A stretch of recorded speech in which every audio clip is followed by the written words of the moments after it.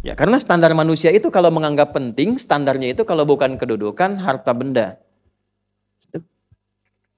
Ya, coba deh, orang kaya masuk masjid, itu sapnya sudah ada yang ngisi. Orangnya belum datang.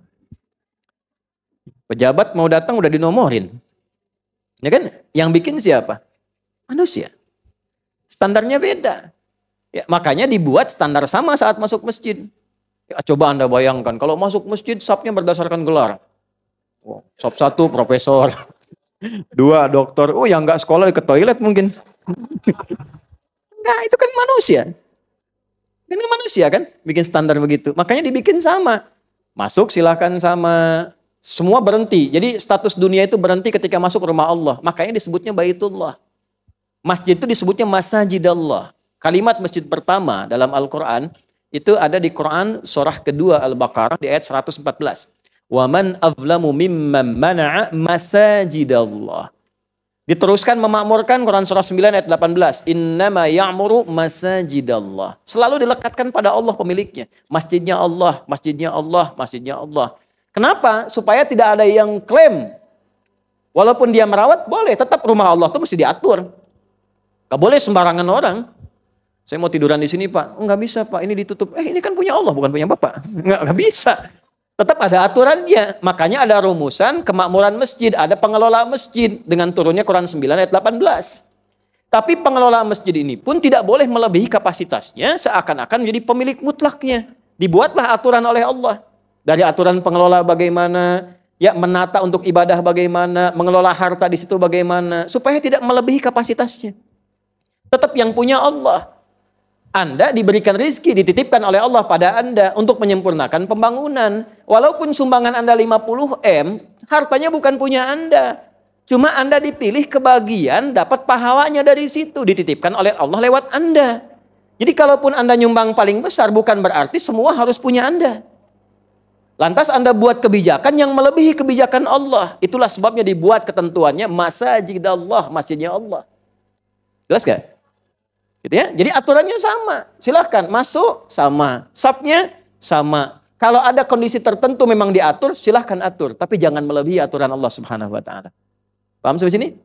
Itulah dilekatkan kalimat Masajidallah untuk memberikan sebuah penguatan. Oke, ini standar manusia. Jadi penting itu kalau punya harta, punya kedudukan, penting manusia. Di sisi Allah, standar orang elit dan penting. Itu ukurannya ternyata bukan dunia.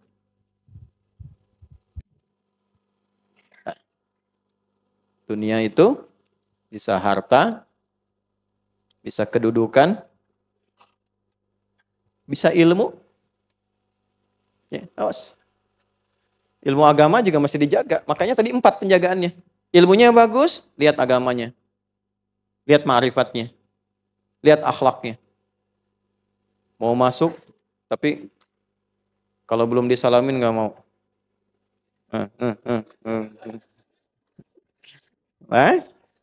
Ada penjagaannya, akhlaknya, dari mulai interaksinya, ngajarkannya bagaimana, itu standar. Ini juga sama. Nih, dunia, manusia. Tapi standar Allah satu, takwanya. Ini. Jadi Anda punya keutamaan apapun dari ini, kalau ini hilang, Anda nggak bernilai di hadapan Allah. Tolong catat ini. Anda punya dunia Anda kumpulkan, harta paling banyak silahkan. Menguasai benua. Benua itu bahasa Arabnya qarah. Penguasanya namanya Qarun. Kenapa disebut Qarun? Ada satu tafsir mengatakan karena hartanya begitu banyak seperti punya benua. Dikumpulkan. Anda punya itu tapi nggak punya ini. Anda nggak punya nilai di hadapan Allah. Anda punya kedudukan tinggi, silahkan kendalikan apapun. Silahkan. Tapi Anda nggak punya takwa. Anda nggak bernilai di hadapan Allah. Apalagi ketika Anda punya ini, lalu bertentangan dengan hukum Allah. Melawan, menentang, itu biasanya, maaf, meninggalnya itu saking dikecilkannya oleh Allah, meninggalnya itu bukan hanya nggak wajar, tapi dia anggap rendah. Ya, saya nggak sanggup mencari kata yang lebih kasar itu, rendah aja lah. Ya. Kenal Namrud nggak? Nah, kenal, saya pulang nih. Udah begini. Bu, Namrud tuh meninggalnya kenapa? Bukan cuma nyamuk yang sayapnya tinggal 1. Kan nggak apa ya, nggak enak dengernya gitu. Namrud kan ngaku Tuhan. Tuhan matinya sama nyamuk. Nyamuk setengah sayap lagi, gitu kan? Kan nggak enak, dengernya kan nggak enak. Masa Tuhan matinya sama nyamuk, gitu kan? Ya, Fir'aun tahu kan? Tahu kisahnya kan? Matinya bagaimana?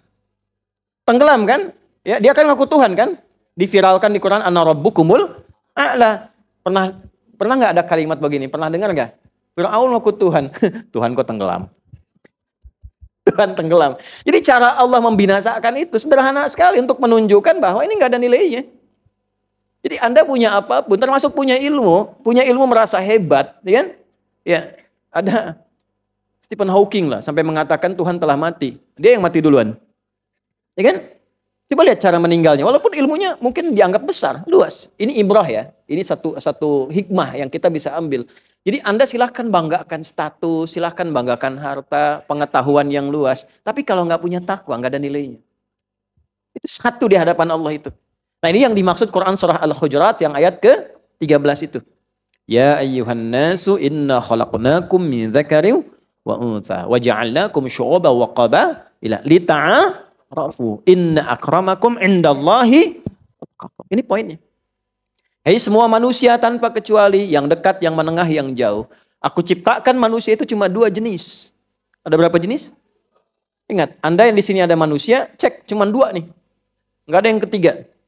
Min dzakarin laki-laki wa untha perempuan. Enggak ada jenis ketiga. Oke?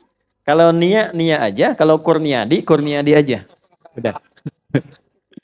Paham ya?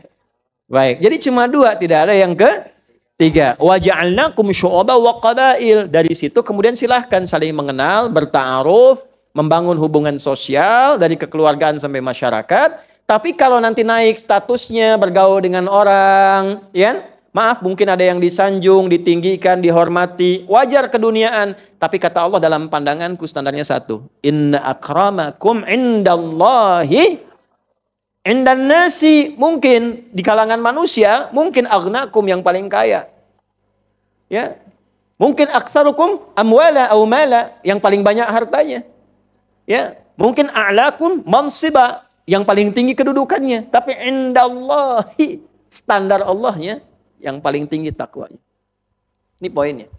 Karena itu ketika ada orang sosok biasa pun, tapi dia merasa ingin mengenal Allah lebih jauh, ingin menaati Allah lebih giat, ingin tahu aturan Allah lebih dalam supaya dipatuhi dan dijalankan, maka standarnya diangkat oleh Allah tinggi melebihi orang-orang yang dianggap penting ini.